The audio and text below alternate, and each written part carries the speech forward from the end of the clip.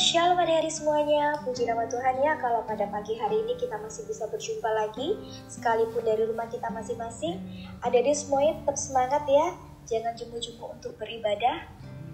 Nah, kalau tadi kita sudah memuji memuliakan nama Tuhan, di bahasanya kita mau mendengarkan cerita firman Tuhan. Adik-adik semuanya sudah siap kan ya?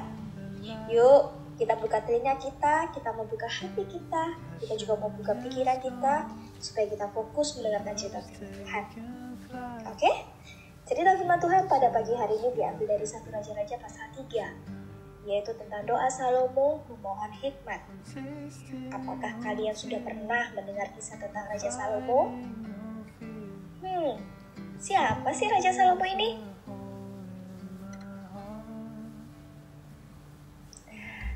Adik-adik, masih ingat kan dengan Raja Daud?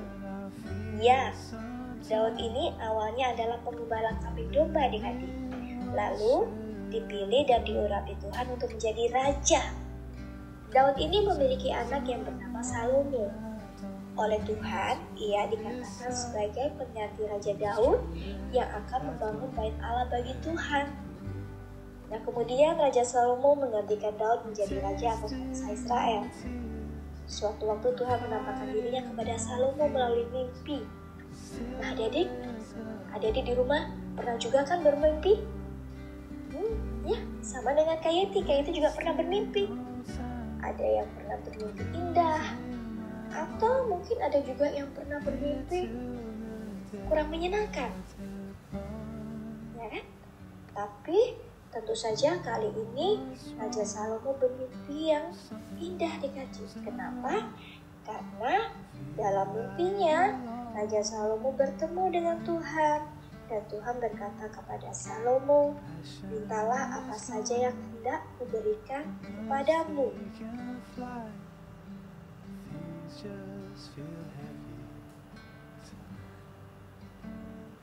Wah, kalau kita ditanya seperti ini, tentunya kita sudah punya banyak permintaan ya di dalam pikiran kita. Tentu saja, Raja Salomo juga mempunyai kesempatan yang sama adik-adik seperti kita. Raja Salomo bisa saja meminta kesehatan, umur panjang, berkat yang berlimpah, dan yang lain-lainnya.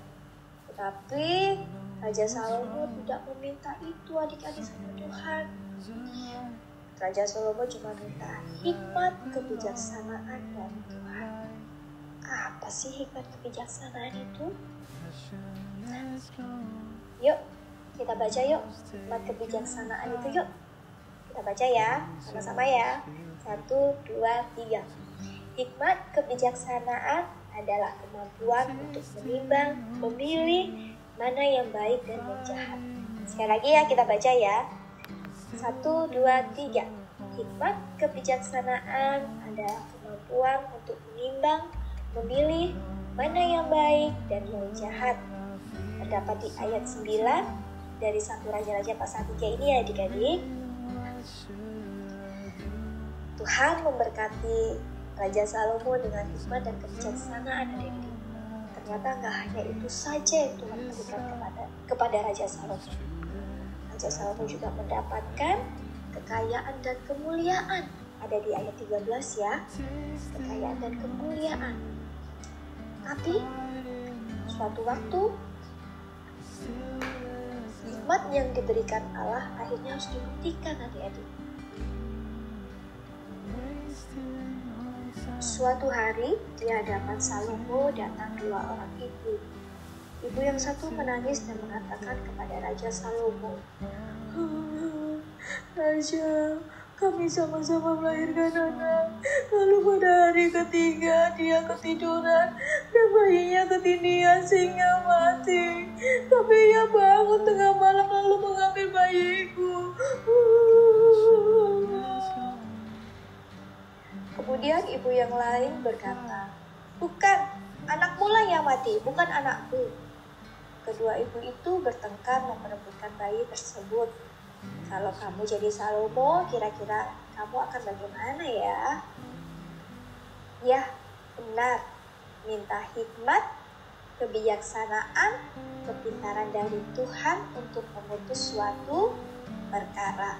Salomo kemudian berkata, "Ambilkan aku pedang, kita bagi dua saja bayi ini supaya kalian berdua mendapatkan bayi yang sama." Ibu pertama menangis, "Jangan Raja, jangan bunuh bayi tersebut, biarkan dia hidup." Tetapi ibu yang kedua berkata, "Iya Raja, bagi dua saja biar adil." Nah, dari peristiwa tersebut, Salomo mengetahui mana ibu yang asli. Kenapa? Karena ibu yang asli pasti tidak menginginkan anaknya mengalami kesakitan. Nah, adik-adik, kita seringkali mendapatkan kesulitan. Kita harus memutuskan sesuatu. Saat itulah kita minta Tuhan supaya Tuhan memberi hikmat kepada kita. Nah, contohnya, besok nih kalian mau ulangan, ya kan? Kalian harus belajar dulu atau main dulu ya? Tentu saja kalian harus belajar dulu ya. Betul? Ya. Karena itu adik-adik, kita perlu hikmat daripada Tuhan supaya kita tahu memutuskan apa yang harus kita kerjakan. Ya. Kita perlu bantuan Tuhan. Kita perlu pertolongan Tuhan. Kenapa? Yuk Kak Yeti ajak adik-adik baca satu ayat lagi dari Amsal 2 ayat 6. Amsal 2 ayat 6. Isinya kita baca bersama-sama ya. Ya, kita baca sama-sama dengan Kak Yeti ya. 2, 3. Karena Tuhanlah yang memberi hikmat, yang dari mulutnya datang pengetahuan dan kepandaian. Sekali lagi kita baca. Karena Tuhanlah yang memberikan hikmat, dari mulutnya datang pengetahuan dan kepandaian. Adik-adik, sang pemilik hikmat itu adalah Tuhan. Kita yang perlu hikmat, maka kita perlu Tuhan, kita perlu memohon kepada Tuhan supaya Tuhan memberkati kita dengan hikmat pengetahuan. Oke, supaya kita tahu memutuskan apa yang harus kita kerjakan, apa yang baik, apa yang benar, dan apa yang berkenan kepada Tuhan. Ya, yuk adik-adik semuanya Kak Yeti ajak lipat tangan, tutup mata, kita tutup cerita firman Tuhan pada pagi hari. Semuanya lipat tangan, kita berdoa. Tuhan Yesus, terima kasih buat cerita firman Tuhan pada pagi hari ini. Sekarang kami mengerti Tuhan, bahwa kami perlu hikmat yang daripada Tuhan. Berkati kami semua Tuhan, supaya kami tahu apa yang harus kami kerjakan, apa yang harus kami lakukan Tuhan.